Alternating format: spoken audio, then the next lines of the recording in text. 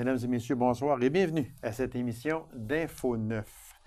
L'Association des chasseurs et pêcheurs de Rouyn-Noranda prépare son 27e salon régional camping, loisirs, chasse et pêche. Alors, pour nous en parler, je reçois de cette association Mme Nicole Massé. Madame Massé, bonsoir. Bonsoir. Merci d'avoir accepté cette invitation, Madame Massé. Très gentil à vous. Euh, quand on annonce le salon camping, loisirs, chasse et pêche, habituellement, c'est un signe de printemps. Ah, oui, c'est sûr. On enregistre aujourd'hui le 21 mars. On ne regardera pas dehors. Parce que là, on annoncerait l'hiver. Il faisait soleil ce matin. Mais oui, pourtant, oui, hein, exactement. Mais habituellement, c'est un signe du printemps. Une chose que j'aimerais juste avoir quelques explications, et j'ai trouvé un peu curieux aussi, c'est que c'est la fin de semaine, on ira tantôt là, avec les dates plus précises, avec les heures du salon, etc. Mais c'est la fin de semaine de Pâques.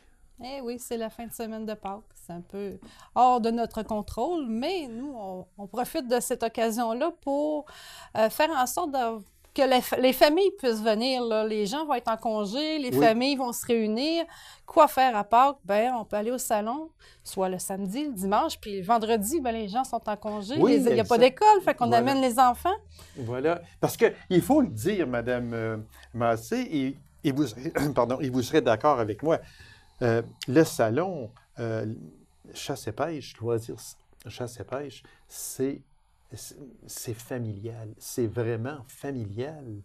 Puis, parce que quand on y va, beaucoup d'enfants, et vous l'avez si bien expliqué également, parce que le vendredi, habituellement, c'est, comme on dit, assez tranquille. Le vendredi, samedi, dimanche, il y a toujours beaucoup, beaucoup de monde. Mais là, ça peut changer là, cette année avec le vendredi, comme vous avez si bien dit. Les écoles sont fermées. C'est le vendredi de Pâques. Puis il y a aussi les bureaux du gouvernement qui sont fermés également. Fait que ça peut, ça va être un plus. Ah oui, nous autres, on compte là-dessus, là, pour... les gens vont être plus disponibles. Voilà. Fait que, avec les activités qu'il va y avoir sur place aussi, ça va être... Oui, il y en a beaucoup. On va commencer, si vous me permettez, Madame Massé, on va commencer parce que il y a beaucoup d'exposants, il y a beaucoup de conférenciers également. Et ça, je pense que c'est un gros plus. Les conférenciers, vous en avez à chaque année, mais ça attire les gens parce qu'il y a des conférenciers qui viennent parler de toutes sortes de choses. C'est important aussi. Bien, c'est ça, on essaie de rejoindre aussi là, le goût de chacun, autant au niveau de la chasse, la pêche, de l'orientation en forêt. Fait que, tu sais, en ayant une diversité, on va chercher un peu monsieur tout le monde, là. Quand on dit qu'il y a plus de 60 exposants de la région et d'ailleurs au Québec, il y en a aussi beaucoup du Nord ontarien, parce qu'on est collé sur les frontières de l'Ontario, mais 60 exposants, c'est quand même beaucoup. Ça prend les deux arénas à ce moment-là. Oui, les deux arénas sont complètes, quasiment à craquer, on n'a plus de place, mais ça va être vraiment quelque chose d'intéressant cette année, là. Exactement.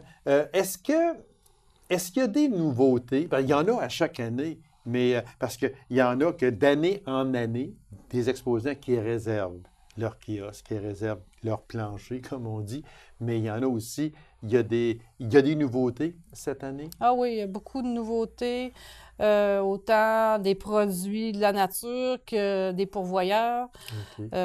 Vraiment de tout, là, pour... Il y a une belle brochette dans ça parce qu'on touche à tout, à toutes les chasses, toutes les pêches, toutes sortes de poissons.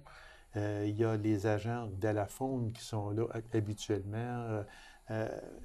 On peut avoir tous les renseignements possibles. Je pense que c'est le temps, et vous serez d'accord avec moi, Mme Massé, que les gens là, se ramassent des questions. Ils ont des questions à poser pour la pêche, pour la chasse. Il y a justement des changements dans la pêche cette année. Je pense que les gens en profitent là, pour s'en aller au kiosque des agents de la faune et puis poser leurs Oui, questions. c'est sûr. C'est le moment propice. On les a à la portée de la main. Fait Oui. que, Puis ils sont disponibles et très disponibles oui, aussi. puis eux autres aussi, c'est le côté aussi. Là, ils apprécient aussi de venir au salon justement pour avoir la proximité avec la population pour justement partager là, Pour les partager. informations nécessaires pour. Parce qu'à chaque année, il y a toujours quelques petits changements, que ce soit dans la chasse, chasse à l'arbalète, chasse à l'arc, chasse à la carabine, que ce soit à la pêche. Il y en a là, cette année, justement, des changements. Donc, les agents sont là et très disponibles pour répondre aux questions des gens. C'est très bien pensé que de les inviter. Attraction spéciale. Ben, cette année, on offre à les gens qui vont venir nous voir une exposition animalière des animaux naturalisés. OK. Au moins une cinquantaine, là, puis c'est fait par des professionnels. Là. Bilodeau Canada, là, c'est un chef de Oui, c'est un file, chef de file file. international C'est ça. qui fait des expositions à grandeur du Québec. Fait que, justement, vu que c'est la fin de semaine de Pâques, aller voir les animaux avec les enfants, là, Puis montrer les animaux oui, d'Amérique, là, puis il y en a c'est... des beaux. Oh, qu'il y en a des beaux, Ouais. parce qu'à chaque année, il y en a. Mais je pense que cette année, là, c'est vraiment spécial. Ben, c'est que la façon qu'ils fonctionnent, eux autres, ils font pas juste une mise en scène statique. C'est vraiment, des fois, dans relation proie-prédateur, que, tu sais, c'est dans des formes comme ça, OK. là, qui sont intéressantes, là. OK, exactement.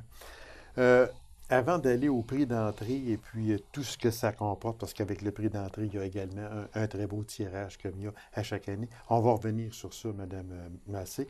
Mais on va aller avec les conférenciers, parce qu'il y en a quand même plusieurs. Alors, dans les conférenciers, on parle de Véronique Lévesque.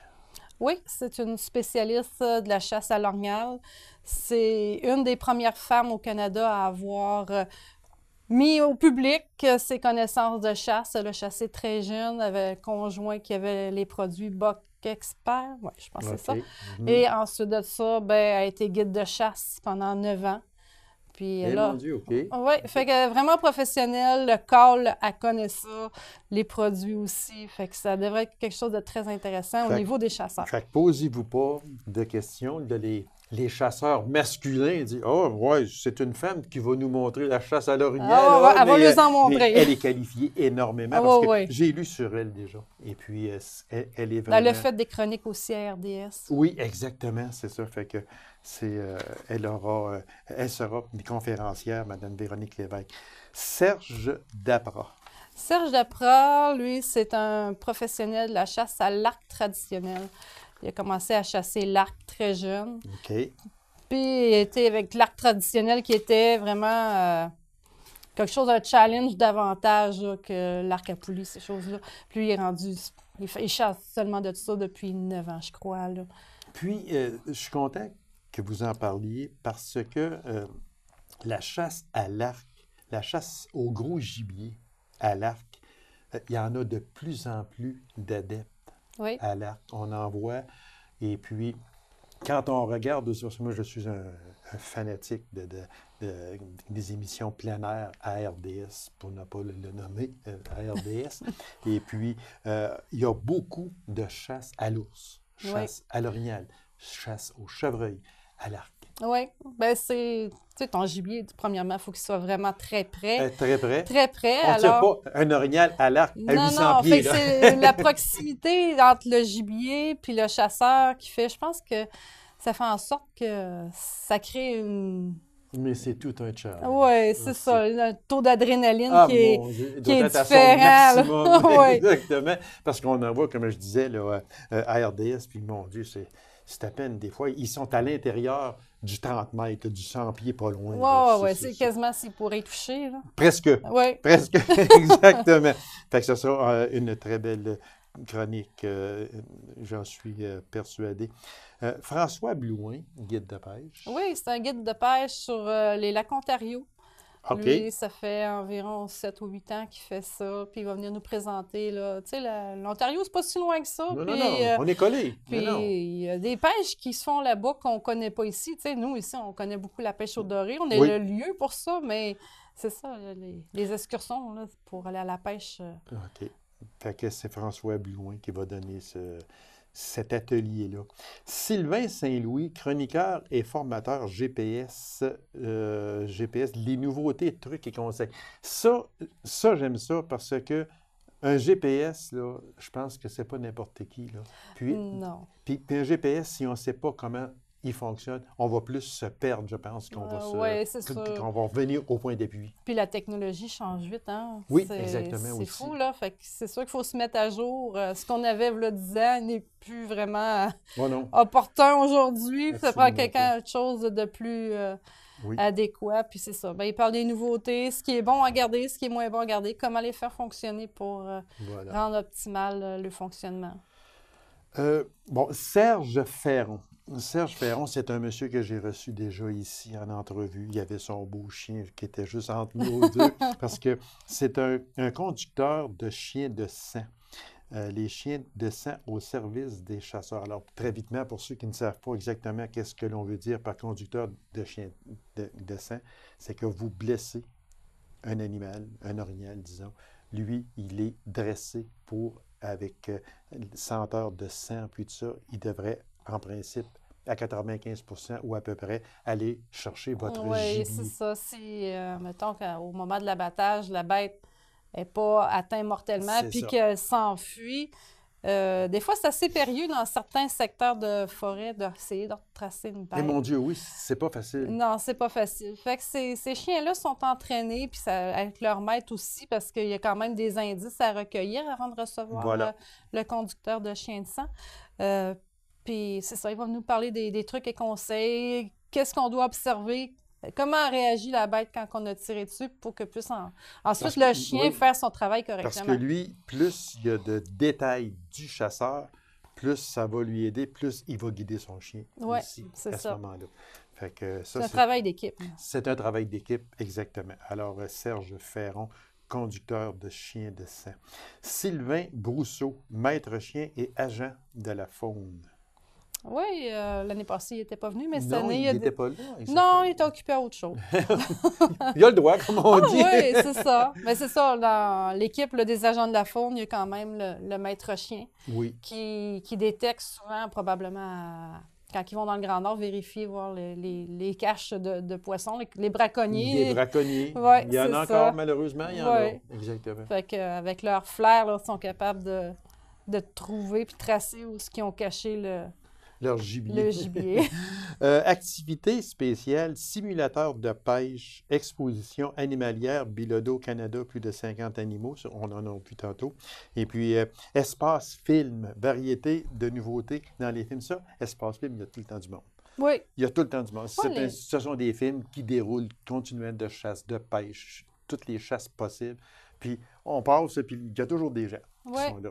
oui, c'est ça. Ben, ça permet de prendre une pause. Tu Oui, sais, des fois, aussi. quand on a fini de faire le tour, puis ou quand un ami regarde autre chose, ça nous intéresse moins, mais on va s'asseoir là, on va regarder soit les conférenciers, soit les espaces films. Exactement. Puis des fois, on accroche là, puis on passe une partie de l'après-midi à regarder ça. Là. Tu sais, les gens sont très captivés. Ah là. oui, parce qu'il y a de très beaux films, réellement. Là, moi, j'y vais à chaque année. Puis oui, c'est mon plaisir que de m'asseoir puis de regarder un film de pêche ou de chasse.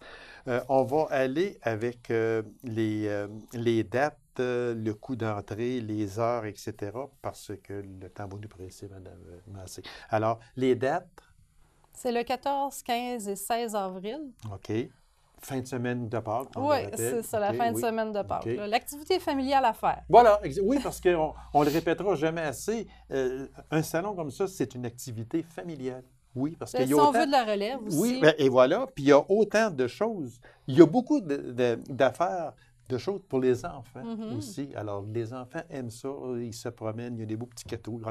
Il y a bien des choses pour amuser et captiver les Ouais. enfants. Alors, 14, 15, 16 avril, l'endroit, C'est à l'Aréna Jacques-Laperrière et Régent Hall, à Rouyn-Noranda. Comme à chaque année. Comme à chaque année. Et puis, si on y va avec les heures, d'abord, le vendredi, le 14 avril. De 14h à 21h30.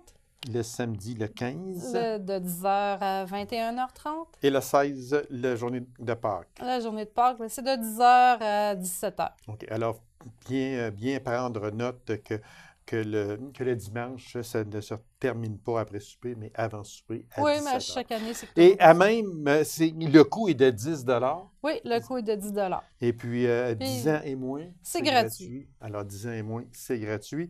Puis, une chose bien importante, avec l'achat du billet de 10 on a droit à quelque chose de oui, spécial. cette année, on a eu une belle collaboration, là, tout notamment avec Safari Anticosti, qui ont fait tirer un voyage de chasse au chevreuil, un forfait plan américain pour une personne, départ à partir de Mirabel en avion jusque là-bas. Retour aussi est permis, tout est compris. Il y a juste la boisson qui n'est pas compris là-bas, mais des heures de plaisir. Bien, je comprends, c'est Fait que la personne qui va gagner ça, là. Bravo. Bravo. Fait que ça, c'est à même le billet. Vous avez une partie détachable. Oui. Alors, quand vous rentrez à l'Aréna Jacques-Laperrière, en tout cas, ils vont vous l'indiquer aussi. Oui, bien cette année, le dépôt des billets vont se faire directement au kiosque de Safari Anticosti. Ah, OK. Ça va se faire, là. Oui. OK.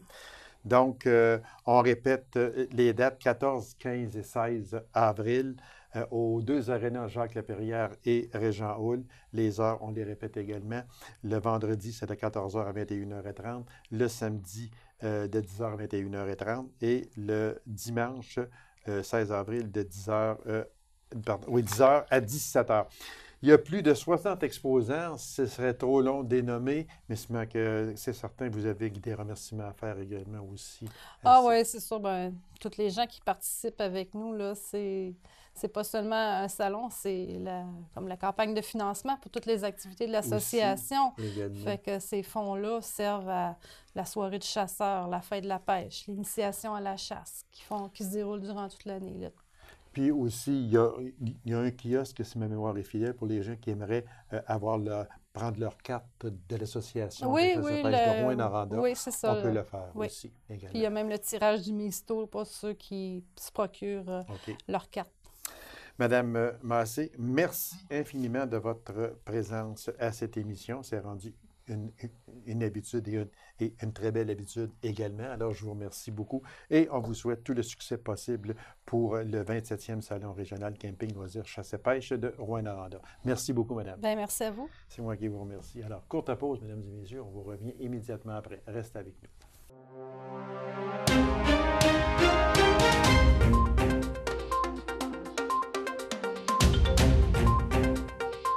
Encore cette année, l'Orchestre symphonique régional de l'Abitibi-Témiscamingue nous présente sa tournée annuelle du grand concert du printemps. Alors, on le sait très bien que quand M. Jacques vient faire sa visite rendue au printemps, oui, il nous annonce le printemps comme l'automne, il nous annonce les spectacles d'hiver. Fait que à chaque 2 saisons, on le reçoit. Alors, mesdames et messieurs, avec grand plaisir, je reçois le directeur musical de l'OSR Abitibi-Témiscamingue, M. Jacques Marchand. M. Jacques, bonsoir. Bonsoir. Merci d'avoir accepté cette invitation. C'est toujours un honneur que de vous recevoir. Parce que on regarde aller Jacques Marchand, puis, mon Dieu, quelle carrière! Quelle carrière, il faut le dire. Puis, on va parler de tantôt là, que vous vous êtes rendu là, à Buffalo. C'est un chef d'orchestre de chez nous, ça. C'est une fierté, genre. Ben, écoute, il faut dire, donc, je n'ai pas dirigé à Buffalo. Non, mais vous êtes rendu pareil, puis on dira pourquoi consultant. tantôt. Oui, c'est ça, oui, exactement. Ben, une carrière, écoute, je pense que tout le monde a fait une carrière quelque part. En autant qu'on s'implique dans ce qu'on fait, c'est ça le sens du mot carrière. Exactement. C'est pas juste une job. Là. C'est plus que ça. Puis vous aussi, vous faites une carrière. On parlait en début d'émission avec toutes les interviews que vous avez faites. Oui, c'est ça, exactement. C'est sûr. Mais vous l'avez bien dit, Jacques, c'est que quand on s'implique puis quand on adore, ça ne devient pas un travail. Non.